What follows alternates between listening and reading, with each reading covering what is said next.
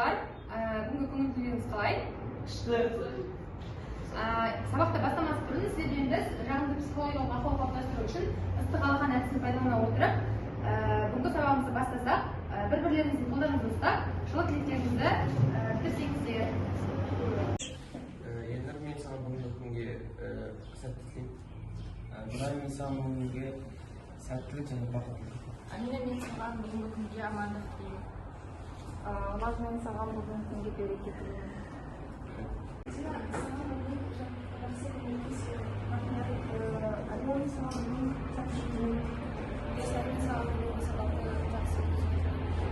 Амира, мен саған бүгінгі көп көңілді күндер болған күндер болып тілеймін. Мен де бүгінгі күндеріңізде сіздерге тек қана сәттілік тілеймін. Ыстық алақан әдісі бойынша жағымды психологиялық ахуал қалыптастыра алған болсақ, келесі бізде топқа бөлу. Қазір сіздерді топқа бөлетін боламыз. Яғни орталарыңызда бір-бір топбасшылар сайлаңыздар. Солар қазір бір-бірге шыққандайды. Сол арқылы топтың атын топқа ат береміз. Қане, бірінші топ Алмас бар. Екінші топ Нұраділ. Үшінші топтан Адина. Топ басшысын сайлап алған болсақ, ендеше топтың атын біліп алайық бірге. Ол үшін біз топ басшыларын ортаға шақырып, олар бір-бірге шыққан таңдаса, және топтың аты сол арқылы белгілесек. Алмас, қай еш таңдайсыз? Мен қызыл еш таңдаймын. Қызыл шықты. Милан тобы.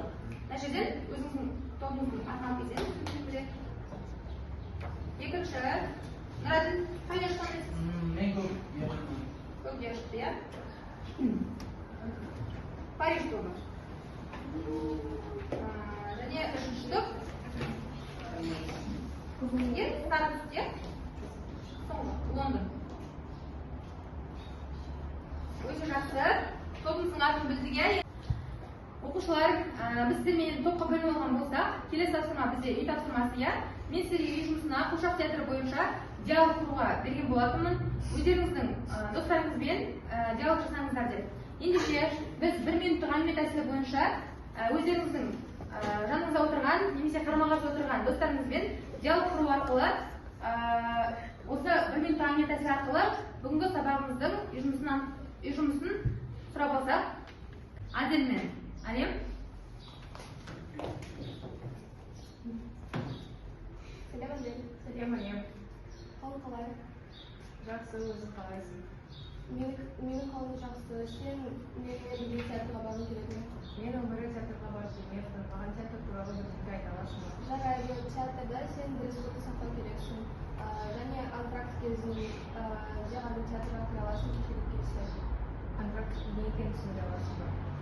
Антракт дегеніміз, сен мысалы кешігіп кетсең, ол театрдағы үзіліс антракт деп аталады. Сен сол антракт кезінде кіре аласың. Үшінші топ бойынша онда үй жұмысына дайын болсақ, бізде Амира мен Адина. Сәлем, Адина. Сәлем, Амира. Саған сұрақ қойсам бола ма? Иә, қандай. Маған тапсырмасына Алматыдағы театр туралы мәлімет жинауға берді. Сол үшін саған сұрақтар қойып, мәлімет жинауға бола ма? Иә. Театр әдебі туралы не білесің? Театр әдебіне уақытылы келіп, сырт киіміңіз болса да жұртқа өткізу жатады. Ал театрға қандай стильде киінуге жөн? Киім көше стилінде болмағаны дұрыс. Көрермендер әрқашан да театр әдебін сақтай ма? Меніңше көбісі сақтауға тырысады. Сен Алматыдағы театрлар туралы не білесің? Мен Алатау дәстүрлі өнер театры туралы білемін. Ол 2016 жылы салынған Алматы қаласында орналасқан театр ұлттық концерттер, документалды көрмелер көрсетіледі. Ал балалар, келесі бізде миға шабуыл әдісі бойынша қазір сіздерге екі бағанда сұрақтар беріледі. Бірінші баған мен екінші бағанды сәйкестендіру арқылы табатын боласыздар, иә? Онда ашып ал.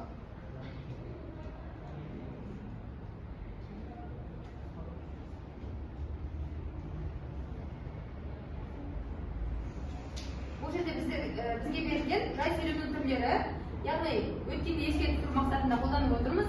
Балалар, біз сіздермен осыған жай сөйлемнің барлық түрлерін өтіп болдық. Енді соны қайталау мақсатында, еске түсіру мақсатында сіздермен бірге миға шабуыл әдісі бойынша қазір сәйкестендіретін боламыз. Белсене қатысып отырыңыздар. Алдарыңызда жалаң сөйлем, толымды, жақты, атаулы, жақсыз, жайылма, толымсыз сөйлемдер берілген. Яғни сіздер оның ережелері тұр, соған қарап сәйкестендірулеріңіз керек. Жалаң сөйлем кім айтады? Жалаң сөйлем кім айтады? Мүбәрак айтыңыз. Жылаусыз мүше қатысқан сөйлемді атайды. Жалаң сөйлемдер жылаусыз мүше қатысқан сөйлемді атайды. Соны да тексеретін боламыз. Келесі. Толым сөйлем дегенді кім айтады? Жақсы, Амира. Төменгі сөйлем баға қатысты сөйлем мүшелерінің барлығы қатысқан сөйлемді атайды. Келесі. Жақсы сөйлем. Жақсы сөйлем бастаушы бар, жасырын тұрғанда да баяндамашы арқылы бұруға болатын сөйлем. Иә. Келесі. Атаулы сөйлем кім айтады? Әлем? Екінші сөйлемде ресім тұрғанда баяндаманы тек заттың құбылыстың мезгілдің екенін атауы ғана білдіреді. Өте керемет. Жақсы сөйлем. Енді? Баяндаштың burası сөйлем белгілеген сөйлем жай сөйлем. Келесі. Жазма сөйлем. Амина?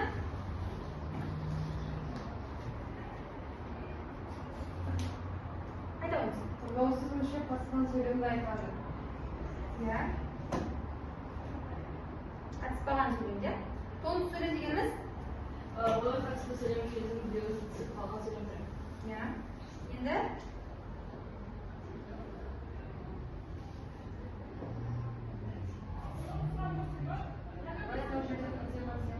Мен ойымша ол байттан қате кетті. Иә. Бізде жалма сөйлем мен жалаң сөйлемді қате кетті. Өкінішке орай. Келесі. Екінші тапсырма бойынша Әміре Қашабаевтың туралы тың мәліметтерді негізге ала отырып, жай сөйлемдердің түрлеріне ажыратып, мысал тауып жазыңыздар деп айтқан болатынмын, иә? Ендеше кім бізде мысал тауып жазалды? Қабалды ішінен Амина бастаңыз. Мен жайылма сөйлемге мысал таптым.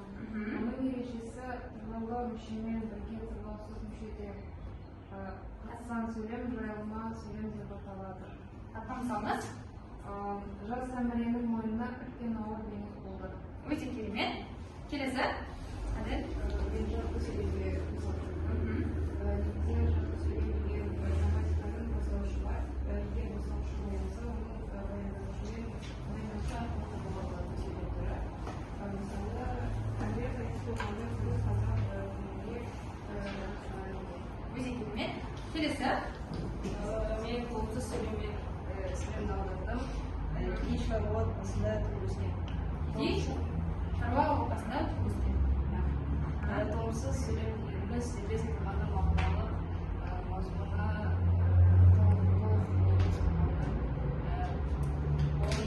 Сөйлем түрі. Келесі. Әлем. Мен атаулы сөйлемге мысал таптым. Атаулы сөйлемнің ережесі кейбір жай сөйлемдер іс оқиғаны баяндамайды, тек заттың, құбылыстың, мезгілдің механикалық мекенін атауының ғана білдіреді. Ондай сөйлемдерді атаулы сөйлем дейміз. Мысалы, ән атасы. Балалар, біз осының алдында сіздермен қандай тақырыптармен өтіп келе жатыр едік? Қуыршақ театры. Иә, өте керемет. Біз осының алдында сіздермен бірге театр, оның ішінде соңғы тақырып бізде қуыршақ театр болған болатын, иә? Енді мен сіздерге топқа бөлген кезде Лондон, Париж, Милан деп үш топқа бөлдім, иә? Бұл шетелдің белгілі бір қалалары. Не себептен бүгінгі сабағымызға бұл топқа қойылған аттардың қатысы бар деп ойлайсыздар? Кім айта алады? Менің ойымша біз шетелге атауын білетін боламыз. Иә, жарайсыз, өте керемет. Біз бүгін сіздермен бірге әлемнің әйгілі театрлары деген тақырыпты өтетін боламыз. Оқушылар, енді бізде келесі бетте осы мәтінге байланысты сұрақтар берілген. Бірінші сұрақ, Мәтіндегі театрлар қай құбылысты қамтиды? Басқа құбылыстардағы тағы қандай әйгілі театрларды білесіздер? Бұл сұраққа бізге ертай жауап бере аласыз ба? Версальдық Версаль корольдік операсы 1763 жылы құрылысын бастап, 1770 жылы Версаль қаласында Франция елінде ашылған. Әйгілі Версаль сәнді сарайында корольдік опера театрының интерьері өзінің шеберлігімен ерекшеленген. Дәстүрлі итальяндық стильде корольдік операсы екі балконмен қоршаланып, ғимараттың өзі грек ауаны да тәжіккеген. Ал ғимараттағы айналар ойнап шексіздікке басатын сияқты көрінеді. Өте керемет. Екінші сұрақ, жалпы әлемдік театрларды білу бізге не үшін қажет? Бұл сұраққа бізге кім жауап бере алады? Елнұр, жауап бере аласыз ба? Екінші сұрақ бойынша Елнұр. Бізде жауап берген. Апай жауап берсе болады ма? Я? Жауап беріңіз. Жалпы әлемдік театрларды білу бізге не үшін қажет? Сол әлемдік театрларды білу, сол елдің өркениеті мен мәдениетін сол театр арқылы біз біле аламыз. Я, өте керемет. Үшіншісі, Әміре Қашаубаев туралы не білесіздер? Мұбарак, Әміре Қашаубаев деген кім? Қай жерден екенін білесіз ба? Әміре Қашаубаев 1888 жылы дүниеге келіп, Семей облысы Қарқаралы ауданы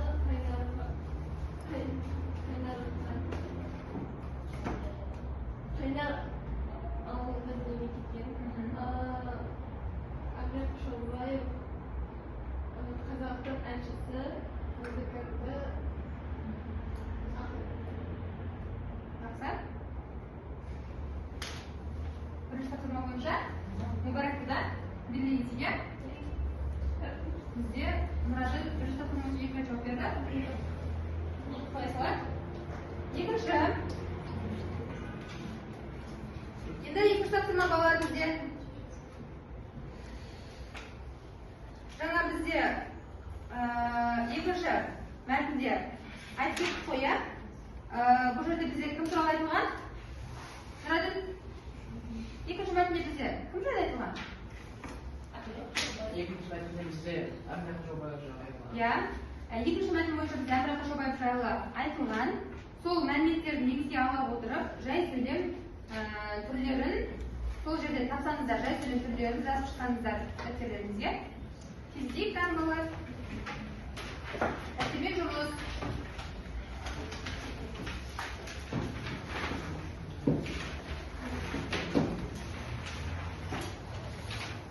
Ішінен жай сөйлемде жазыңдар. Болмаса, жоқ апай, мен осы сөйлемді жай сөйлемге айналдыра аламын, толымды сөйлемді толымсыз сөйлемге, жалаң сөйлемді жайлы сөйлемге айналдыра аламын болсаңыздар, солай жасаңыздар да болады.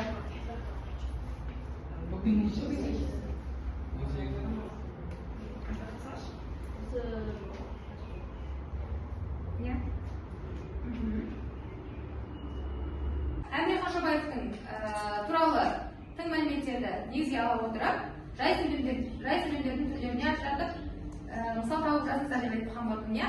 Ендеше, кім бізде мысал тауып жазалды? Қабалды ішінен Амина басамыз. Мен жайлы сөйлемге мысал таптым. Оның ережесі жайлы мүшемен бірге тыңдаусыз мүшеде қатысқан сөйлем жайылма сөйлем деп аталады. Тапқан мысалыңыз? Жас Әміренің мойнына үлкен ауыр бейнет болды. Өте керемет. Келесі. Әділ. Мен жалпы сөйлемге мысал таптым. Лидия жалпы сөйлемге грамматиканың бастаушы бар. Егер бастаушы болса, оның баяндалушымен баяндаушы арқылы болады сөйлемдері. Мысалы, Әміре Қайтысқанның сөз қазақ тілінде Өте керемет. Келесі. Мен қолымды сөйлеммен сөйлемді аудардым. Кей шаруа отбасында туылған. Кей шаруа отбасында туылған. Толымсыз сөйлем дегеніміз дербес айтылғанда мағыналы мазмұнға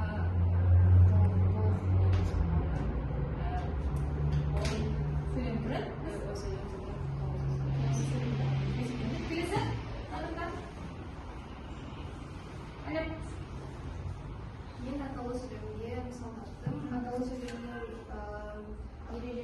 жай сөйлемдер іс оқиғаны баяндамайды, тек заттың, құбылыстың, мезгілдің механикалық мекеннің атауының ғана білдіреді. Ондай сөйлемдерді атаулы сөйлем дейміз. Мысалы, ән атасы.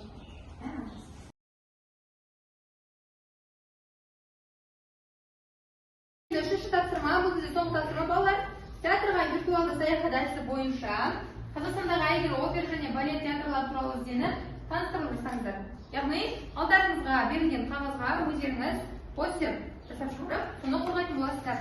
Қазір топбасшылары келіп, мына жерден бір қағаз алсаңыздар, бұның артында бізде суреттер белгіленген. Яғни, ал балалар топбасшылары келіп, алмас қасаңыз. Мына жерден бір қағаз алсаңыз, артында сурет белгіленген. Қайсыны аласыз? Театр. Қандай театр белгіленген екен? Сурет көрейікші? Қандай театр? Жүсіпбек Аймауытов атындағы қазақ музыкалық драма театры. Өте керемет. Екінші топ.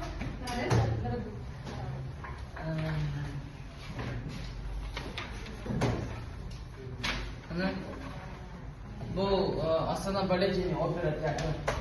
Өте керемет. Келесі. Ангина? Алматыдағы Аңғар атындағы драма және опера театры. Өте керемет. Енді осыған байланысты сіздер алдарыңызда тұрған параққа, А3 парағына өздеріңіздің постер жасап қорғауларыңыз керек. Үшінші тапсырма, бұл бізде соңғы тапсырма балалар. Театрға виртуалды саяхат әдісі бойынша Қазақстандағы әйгілі опера және балет театрлары туралы ізденіп, таныстырылып жасаңыздар. Яғни, алдарыңызға берілген қағазға өздеріңіз постер жасап шығарып, соны қорғайтын боласыздар. Қазір топбасшылары келіп, мына жерден бір қағаз алсаңыздар, бұның артында бізде суреттер белгіленген, яғни бір-бір осы жерде театрлар бар. Алмас келіңіз. Егер де балалар, мен бұл жерге тың мәлімет жазамын, мен ерекшелеу біле айтқым келеді, бірақ мен ол жайлы білмеймін дейтін болсаңыздар, ғаламтор желісін пайдалануға рұқсат, қарап, жақсы мәліметтермен постер қорғап шығасыздар деген ойдамын. Бізде уақыт болды балалар. Үшінші топ, яғни Лондон тобы бізде постер дайындап болған сияқты. Онда шығып қорғасаңыздар, постерді шығамыз, иә? Төртпеңіз келіңіздер.